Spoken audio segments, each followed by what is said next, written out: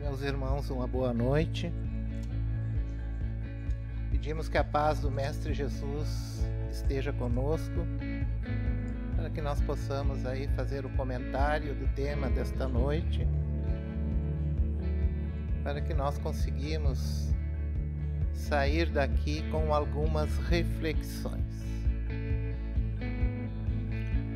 A palavra reencarnação, para mim, me apresentaram ela em 1977. Eu não conhecia essa palavra, a não ser de uma forma muito distante, digamos assim. Em 1977 aconteceu um desencarne de um irmão meu, num acidente.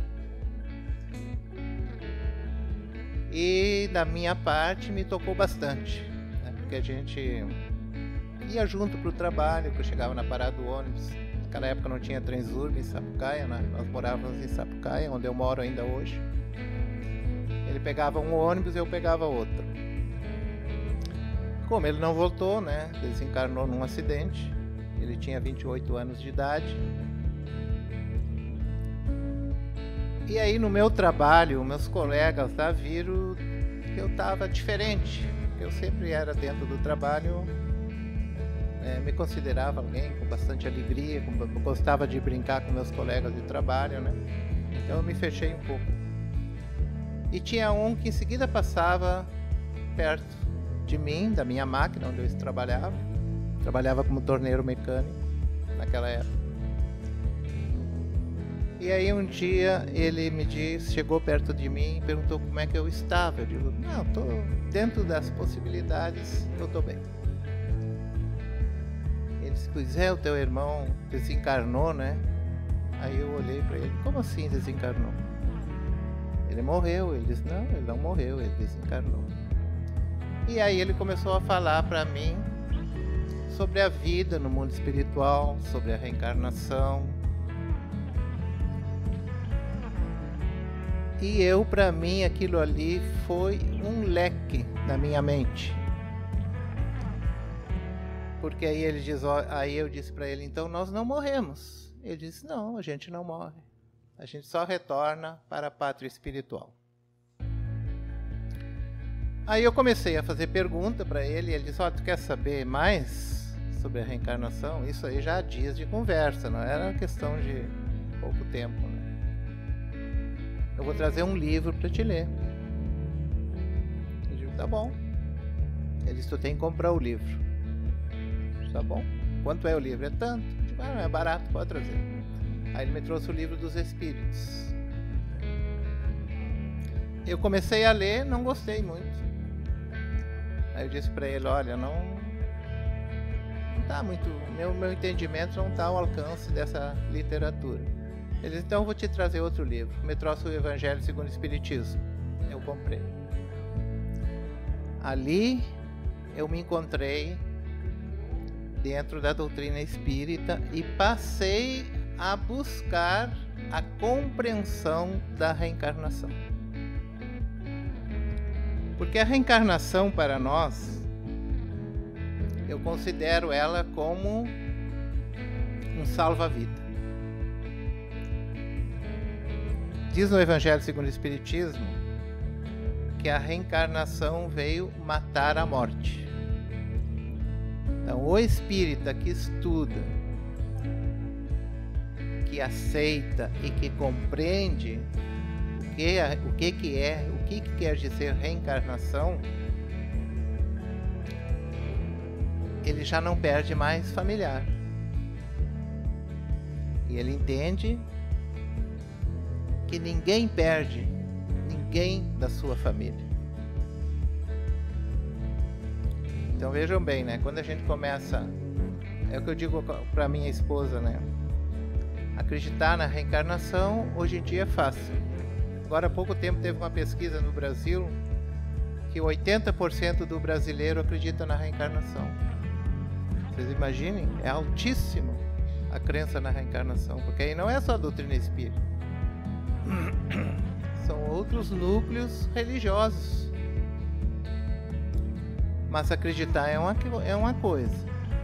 tu compreender a proposta de estar reencarnado, entender o teu retorno para a espiritualidade, tem um longo caminho para nós estudar, para que eu possa assimilar isso para mim.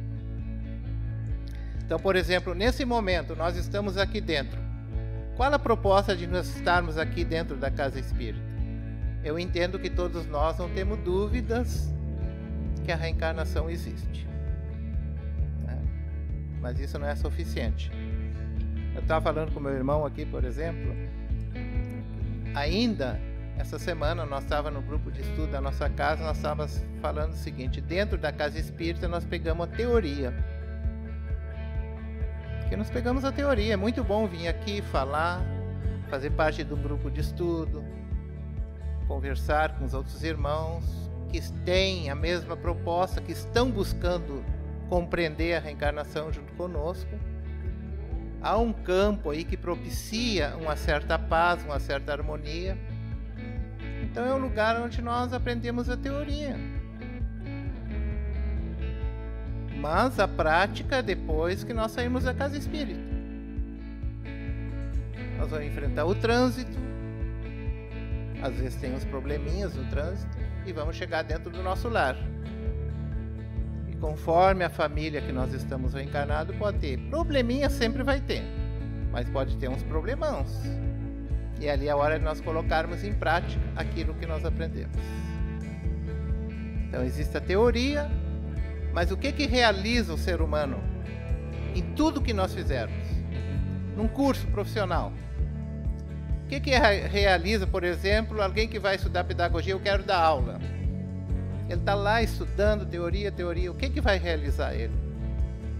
É quando ele vai trabalhar e quando ele vê os seus alunos passando de ano. O que vai realizar, por exemplo, um mecânico? Ele vai lá, vê a teoria, não, agora eu quero ver o ronco do motor, eu quero saber como é que funciona. Aí ele vai lá e trabalha, e quando ele faz aquela manutenção e fica bom, dá segurança para quem vai dirigir, ele se realiza com aquilo. A prática é que nos realiza. A teoria é teoria, mas ela é necessária. Eu preciso disso, nós precisamos da teoria, para nós compreendermos o objetivo da reencarnação.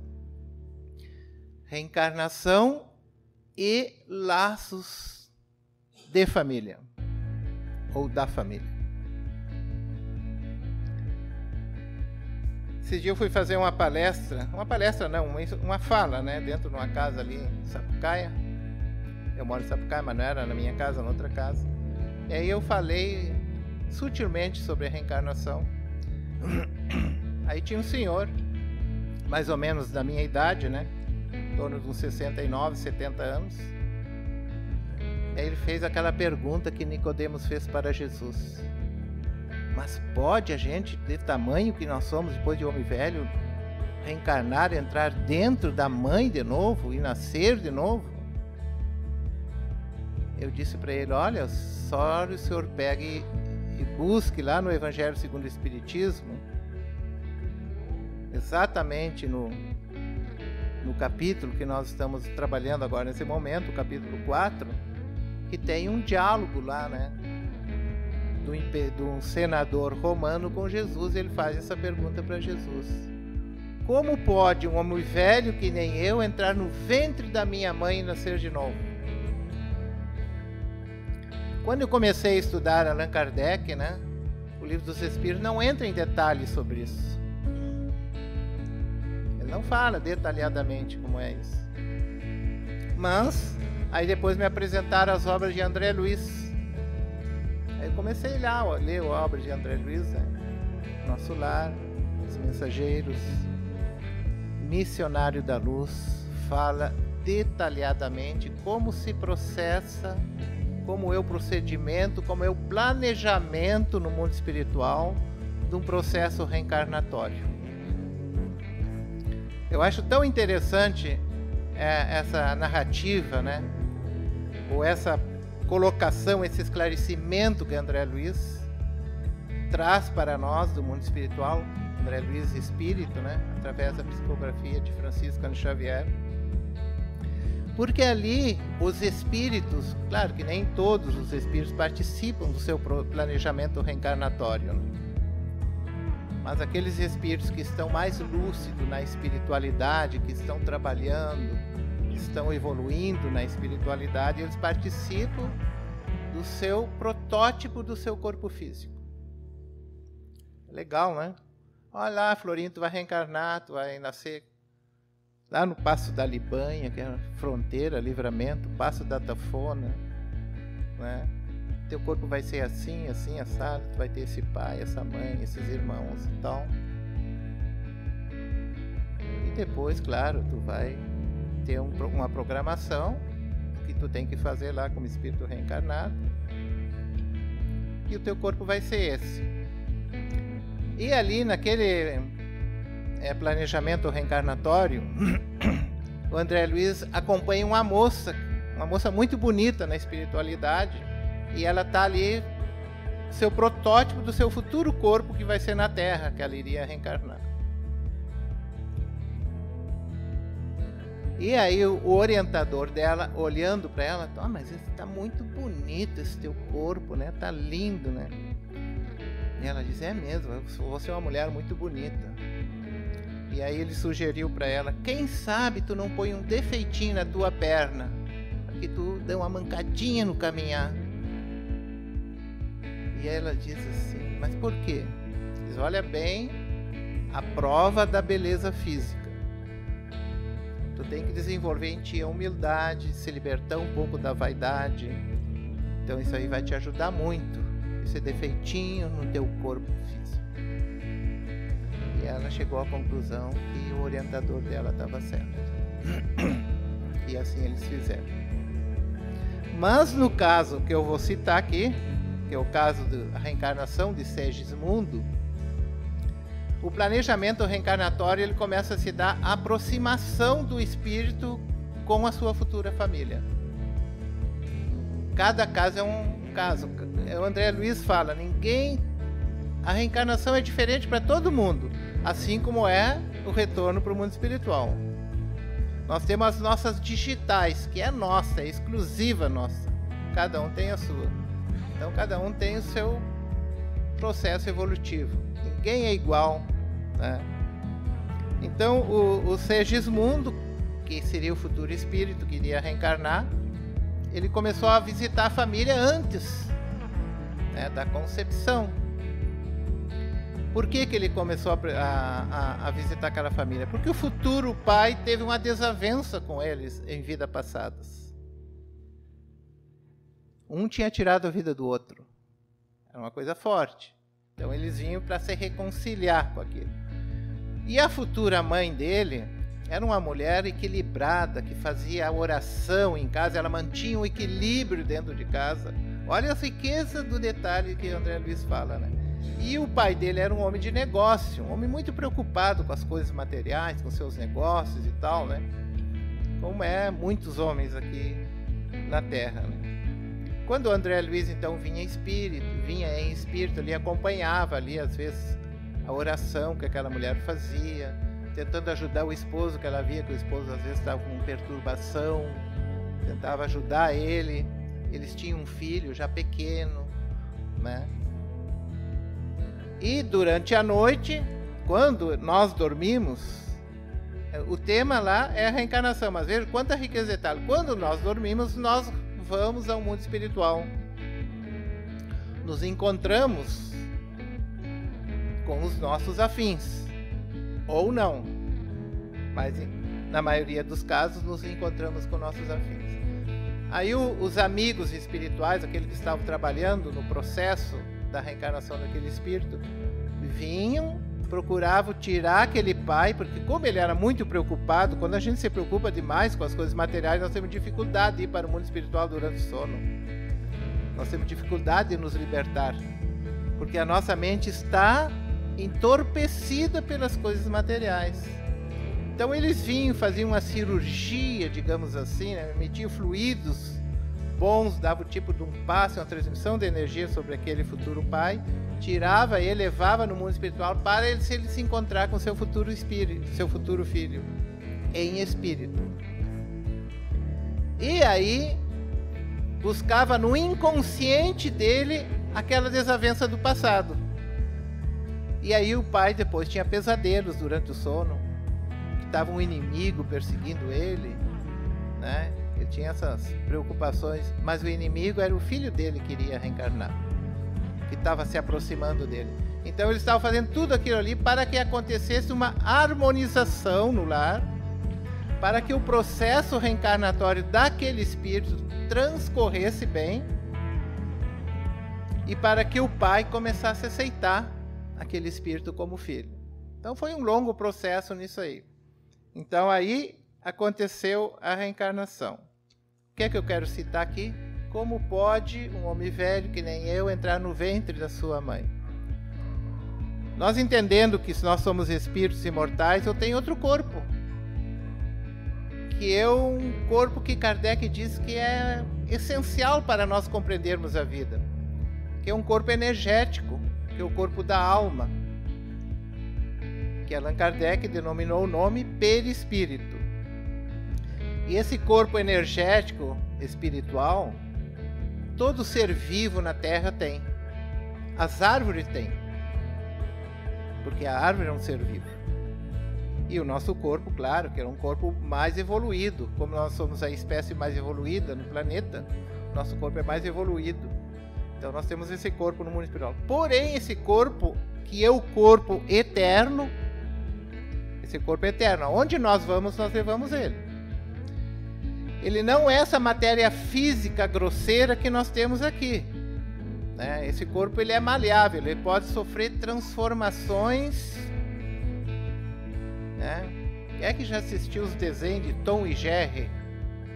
Tom e Jerry passa por baixo de uma porta, ele fica que nem uma pizza assim, e chega lá e ele volta àquela forma dele. O nosso perispírito pode sofrer todas essas mutações, todas essas transformações, fisicamente falando.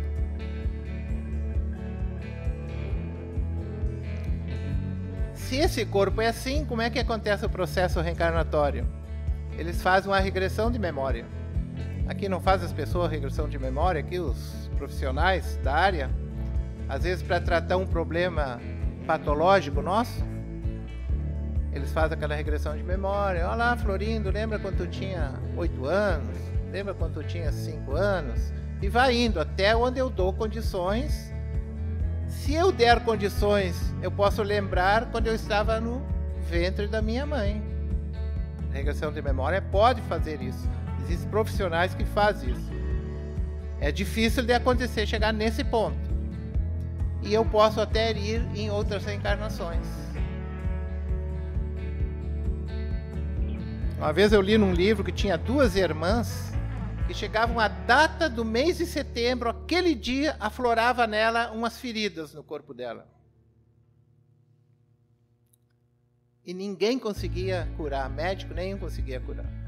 E aí levaram ela numa pessoa, lá num psicólogo, lá um psiquiatra, alguma coisa assim, que fazia regressão de memórias. E ele conseguiu ir com ela em outras reencarnações.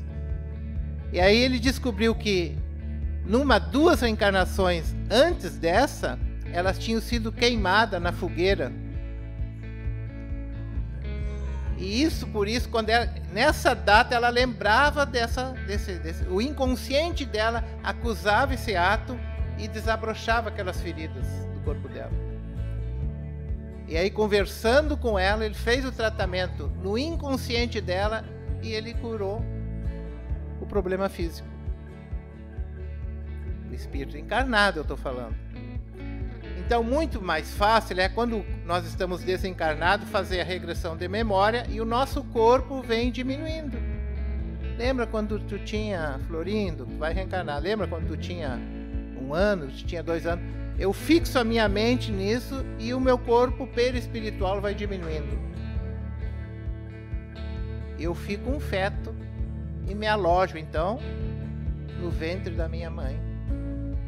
E através, né, de um espermatozoide. Esse espermatozoide vai ser escolhido para o plano espiritual, pelos espíritos, né? Para que seja para o meu corpo, o ideal para o meu corpo. E ali então acontece de uma forma, digamos assim, quase que mecânica, porque ação do espírito, ação da biologia, o campo está ali propício e começa a acontecer então aquele espermatozoide se desenvolver e entrelaçar o espírito que ele está com o seu perispírito.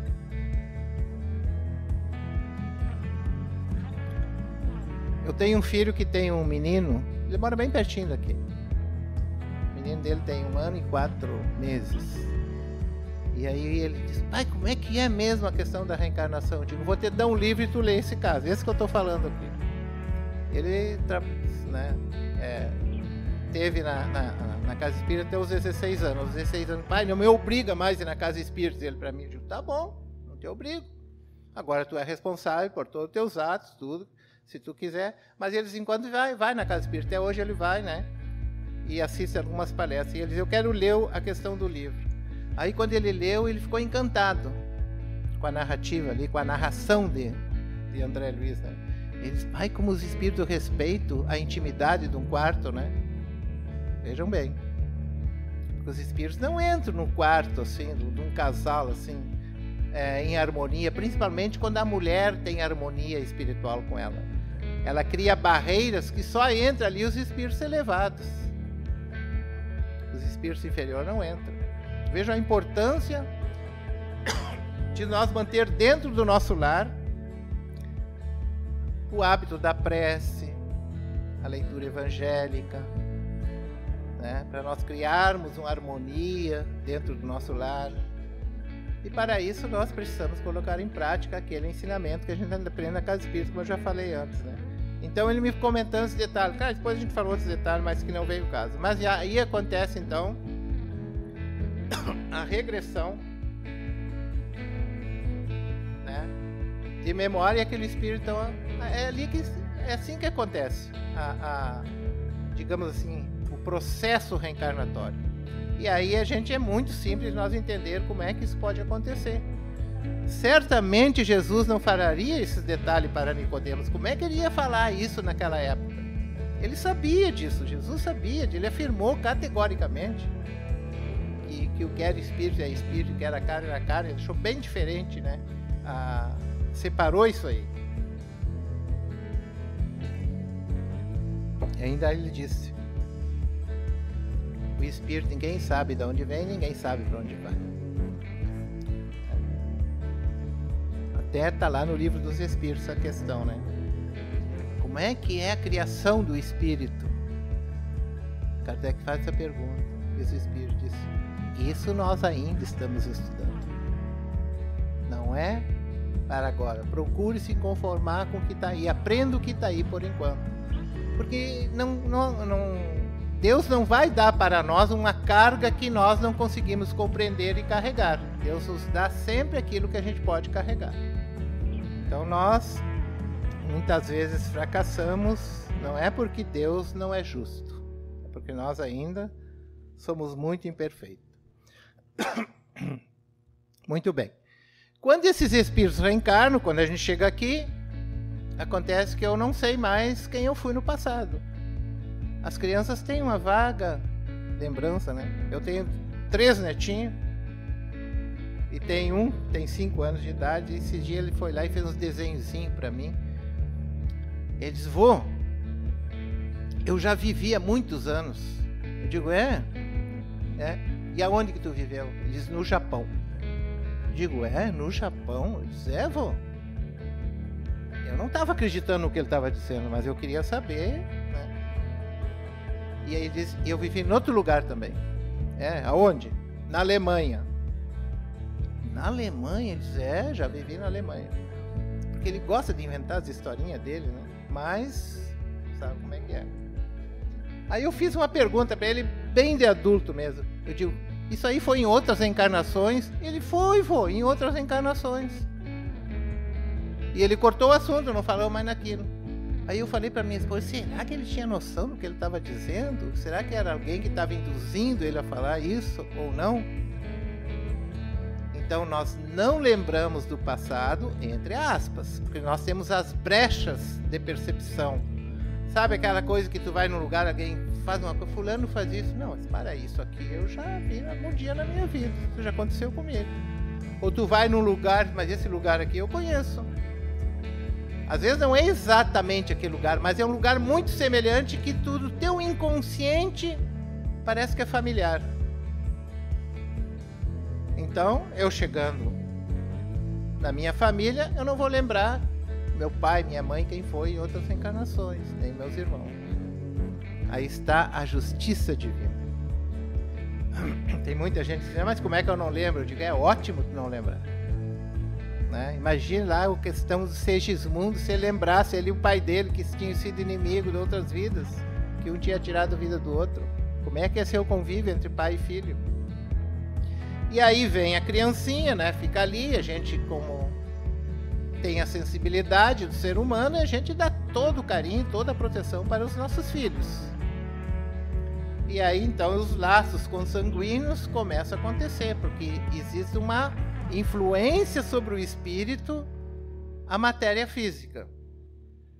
Então existem os laços da carne, que não tem nada a ver com a espiritualidade, mas ele recebe uma enorme influência sobre nossas vidas. E aí o pai e a mãe devem, então, receber e tratar bem aquela criança. Ele vai crescer, vai se desenvolver, e depois ele vai tocar a vida dele. Né? Nossos filhos casam, vão lá ter a vida dele com a família dele, mas o pai e a mãe têm um dever perante a vida de conduzir bem o seu filho, de preparar ele para enfrentar os desafios lá fora. Então o que é que a gente busca? Vamos dar para ele a instrução, né? Procurar dar um colégio legal, uma professora legal que vai ensinar bem. E depois nós vamos ter que dar também para eles o essencial, que é a educação. A educação não é o professor que tem que dar. Tem muitos professores que trabalham nas casas espíritas, né? E no Obreiros tem, então, uma professora que ela diz, mas os colégios estão educando hoje em dia. Eu digo, porque a família está falhando. Porque não é função do colégio educar. Educar, quem tem que educar é o pai e a mãe, que tem que te ensinar os bons hábitos, né? A disciplina, a obediência, né? Então o pai e a mãe devem, com certeza, apresentar para o seu filho uma ideia de Deus. Né? O que é Deus? Né? Para nós entendermos isso. Nosso Criador, saber entender que nós somos irmãos, que o meu filho, ele está meu filho, mas ele é meu irmão. A minha esposa, você vai dizer, a minha esposa, não, a minha irmã está junto na condição de esposa, assim como eu na condição de esposo. Nós estamos ali. Né? E a ideia da reencarnação, ela vai nos falar isso, da família aqui, que a gente... Né? Nem toda família corporal é uma família espiritual. E os laços, às vezes, são muito frouxos numa família. Agora, por exemplo, nós acabamos de ter uma eleição no Brasil. Talvez com vocês não aconteceram, né? Mas eu vi pessoas conhecidas minhas, do trabalho, às vezes profissional. Esses dias um rapaz me disse assim para mim, tu sabe, Florindo, que o meu pai faz 4 meses que não me visita. Ele ia todos os fins de semana na minha casa. Sabe por quê? Porque eu não vou votar em determinado partido que ele quer. O que vocês acham? Dentro da nossa casa, brigar por causa de um partido político. Tu nem conhece aquela pessoa, conhece ele assim da televisão, mas nunca conviveu com aquela pessoa, que tu defende ele a unhas e dentes. E aí por que as pessoas brigam por isso? Porque os laços estão frouxo, não há tenacidade na família. Eles colocam, às vezes, algo de fora mais importante do que a família. Deveria ser o inverso. Né? Então, nós temos que urgentemente, e a doutrina espírita nos chama a atenção da importância de nós criarmos e termos harmonia na nossa família, para que a gente se fortaleça. A hora que tiver um precisando de ajuda, tem alguém disposto a ajudar. Que quando os velhinhos ficam velhinhos, que eles não sejam um estorvo na família. Porque muitos velhinhos são jogados às vezes no asilo. E além de ser jogados, são esquecidos no asilo. Não vão nem visitar. Quando a gente fazia às vezes nós fazíamos a visitação ao asilo, eu não tenho trabalhado nessa área mais na minha casa, mas a gente trabalhou muito tempo, até porque nós tínhamos um asilo bem pertinho da casa espírita, né? Hoje não tem mais esse asilo. A maior reclamação dos velhinhos nos asilos era essa: me leva para tua casa para eu ter uma família, conversar um pouco, porque meus familiares faz meses que não vêm me visitar aqui conversar comigo. Eu só quero que eles venham aqui conversar comigo. Vejam bem a solidão deles, porque comida eles tinham, o teto eles tinham, a roupa tinha, mas não tinham ali o filho que eles criaram, né? A filha que eles criaram, não estava ali. Então esses laços dessas famílias, né, não estavam fortalecidos. Aí esse dia minha esposa falou para mim, sabe que eu li uma reportagem, coisa muito legal, essa semana agora.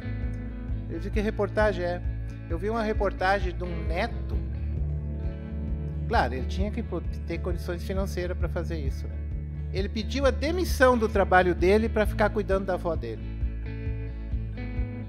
Cuidava ela, dava banho, dava comida, até ela desencarnar. O que vocês acham, nós espíritos que acreditamos na vida do mundo espiritual, vai acontecer quando essa vozinha desencarnar e ir para o mundo espiritual? Ela será uma grande protetora e amiga desse neto. Né? O que é que Jesus diz? Quando você perdoar o vosso irmão, você ganha o vosso irmão. Ganhar o irmão é estar sempre ao lado dele, mesmo desencarnado. Mesmo ele no mundo espiritual, ele está ao nosso lado, está em sintonia para conosco. Já aqueles velhinhos que são lá esquecidos, quando eles desencarnar, às vezes eles poderão se retornar até alguém que emite uma energia negativa aos seus filhos do plano espiritual, se eles não aprenderam a perdoar. Então os laços de família estão totalmente quebrados nesse caso. Mas Deus, na sua infinita bondade e misericórdia, eles vão esperar que esses espíritos desencarnem, se encontrem no mundo espiritual, eles mesmos vão olhar o seu fracasso e vão se preparar para reencarnar de novo. Porque Deus tem todos os meios de fazer com que nós evoluímos e desenvolvemos em nós aquilo que muitos de nós buscamos diariamente: o amor. Então muita gente diz, graças a Deus eu me separei do fulano, não aguentava mais a fulana, separei, encontrei agora alguém muito que quer muito, me quer muito bem, estou muito feliz. É verdade, ela não está dizendo uma mentira, mas pode estar certo que esses espíritos vão ter que retornar de novo, seja como pai, como neto, como avô, ou como esposo e esposa de novo, para se ajudarem. Não está lá o André Luiz narrando o caso do pai dele, do mundo espiritual, o André Luiz que narra, né, os livros através do Chico Xavier, fala lá da mãe dele, está num lugar acima do nosso lar, porque o nosso lar é uma cidade que fica entre o umbral e a espiritualidade, né? Tem um pedaço até dentro do umbral, não é um lugar tão evoluído assim, né? Mas existem lugares, departamentos no plano nosso lar que são espíritos realmente, já que tem uma determinada luz, né? Mas a mãe dele está numa cidade muito acima do nosso lar. E o pai dele está no umbral, desencarnado há muito tempo, e envolvido com 2 amantes. E aí ele vai ao encontro da mãe dele lá, né? Fica encantado com aquele lugar. E a mãe dele diz para ele: eu vou ter que reencarnar. Mas mãe, a senhora não precisa? Não, eu preciso. Eu vou como esposa do fulano, que é o esposo dela, que é o teu pai. Vai ser esposa dele de novo? Sim. E as 2 amantes dele vai ser as nossas filhas. Aí vocês observam a grandeza de Deus. Porque ele recupera, ele sabe tirar, extrair, como diz a palavra do gaúcho, né? Fazer do limão uma limonada. Ele sabe extrair. Quando esses espíritos que têm consciência, que devem ajudar aqueles irmãos que estão digamos assim, que são os atrasados em termos de espiritualidade, aqueles espíritos que têm a grandiosidade, eles vêm numa família para ajudar aqueles perturbados, que não têm espiritualidade com eles, para ensinar eles, para recuperar, tirar das regiões da escuridão. Eles fazem esse sacrifício. Com isso, é claro que eles desenvolvem ainda mais a capacidade deles amar. Porque a questão de nós estarmos encarnando e desencarnando na Terra, isso não quer dizer que nós vamos fazer isso sempre na Terra. Claro que não vamos fazer. Está lá no Livro dos Espíritos, na questão lá, na questão 171 do Livro dos Espíritos, já faz essa pergunta, né? Sobre que está baseado o dogma da reencarnação. Está baseado na justiça de Deus. Ela revela, repetimos sempre, um bom pai deixa sempre aos seus filhos uma porta aberta ao arrependimento. A reencarnação proporciona isso para nós. Nós recomeçar um serviço que nós deixamos para trás, ou melhorar aquele que nós estamos fazendo, evoluirmos mais. E a reencarnação tem essa proposta em todos os globos materiais no universo. Segundo os Espíritos, diz que Júpiter é o planeta mais evoluído espiritualmente do nosso sistema solar. Não sei se os Espíritos dizem que são, né? Mas lá não é os espíritos perfeitos ainda, são os espíritos mais evoluídos, que tem luz, tem harmonia, vive mais como a raça humana, que nós ainda não conseguimos desenvolver isso no nosso planeta Terra ainda, mas um dia nós chegaremos lá. Mas esses espíritos, enquanto o espírito estiver num planeta, por mais evoluído que seja o planeta, ele está num planeta material, ele ainda não é um puro espírito. A não ser que seja por missão. Como Jesus, que veio à Terra, não precisava mais, né? Ele veio como missão. Trazer um legado para nós, uma doutrina. Trazer, né, uma proposta para nós podermos chegarmos à perfeição. Essa é a proposta do Cristo, né? Então nós vamos ter reencarnação tantas quantas for necessário.